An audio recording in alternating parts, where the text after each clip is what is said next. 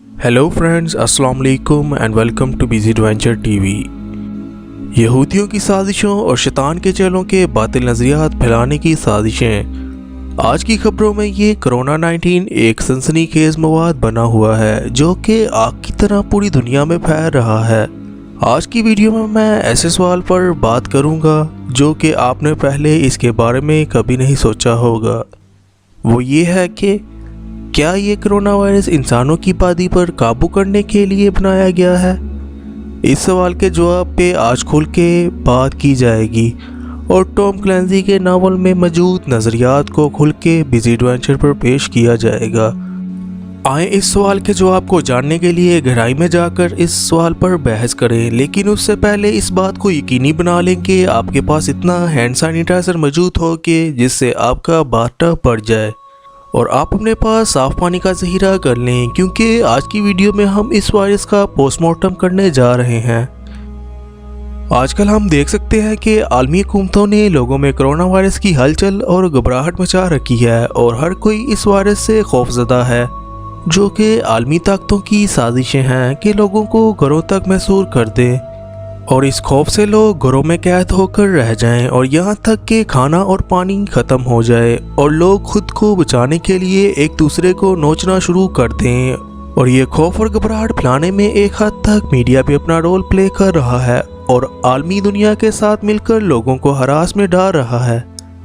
और जैसे ही ये खौफ और हरास इतना बढ़ जाए कि आलमी मुल्कों में एमरजेंसी नाफिज कर दी जाए और लोगों को कई महीनों तक घरों में कैद कर दिया जाए, और इस वायरस से बढ़कर ये खौफ ही है जो इंसानों को खा जाएगा। और ये आलमी ताकतें इन पर इतनी काबज़ हो जाएंगी कि हर जगह पुलिस, फौज और हुकूमत का दबदबा होगा और मुल्कों में मार्शल लॉ और कर्फ्यू लग जाएंगे और कोई घर से बाहर निकले तो उसे कैद में डाल दिया जाएगा और उनका खात्मा कर दिया जाएगा।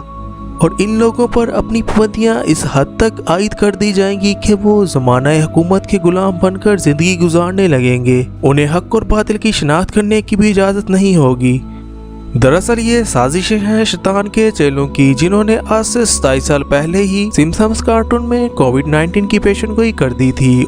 और जैसा कि आप जानते हैं कि पहले ये कार्टून में दिखाकर फिर उस पर अमल करना शुरू कर देते हैं, ऐसा ही अब आपको होता हुआ नज़र आ रहा है। ये इन यहूदियों की साजिशें हैं जिनका असल मकसद दुनिया से लोगों की आबादी का खात्मा करना और मुसलमानों को उनकी मजहबी जगहों से दूर कर दिया जाए और फिर अपने जैसे शैतान के पैरोकार को इकट्ठा कर देना कि वो दज्जाल को खुश करें। इससे पहले कि हम ज़ोंबीज़ की तरह रिएक्ट करने लगे और हमारी इंसानी नस्ल ख़त्म हो जाए, हमें इस बारे में सोचना होगा और यहूदियों की साजिशों को नाकाम करना होगा। ऐ मुसलमानों, हम मुसलमान हैं, इसलिए हमारे अकायद इतने पुख्ते होना चाहिए कि कोई बातिल ताकत हमारा कुछ नहीं बिगाड़ सकती। ये कोरोना सिर्फ और सिर्फ काफरों के लिए बना है और ये अपने बनाए हुए शिकंजे में खुद ही आएंगे। और जैसा कि ये कुरान पाक की आयत के तर्जुमे से वाज़िया है, हम उनको क़यामत के बड़े अजाब से पहले दुनिया के अजाब का भी मजा चखाएंगे, शायद वो हमारी तरफ लौट आएं।